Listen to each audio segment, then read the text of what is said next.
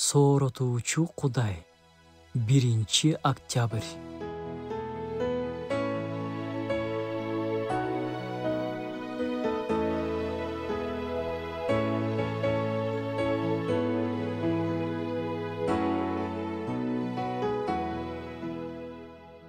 Бизде баары шайма-шай, орду менен сонун жүрүп жатканда, Кудайдан бир нерсе алганыбызда, сыйынууларыбызга жооп алганыбызда, ыраазы болуу оңой.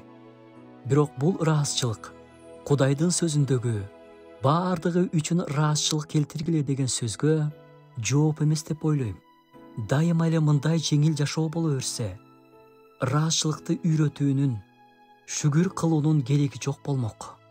Бирок бул жерде ыйык жазуу так ошол ооруп жаткан учурда, кыйынчылыктар учурунда, кайгырган учурда ыраазычылык билдирүүгө чакырат.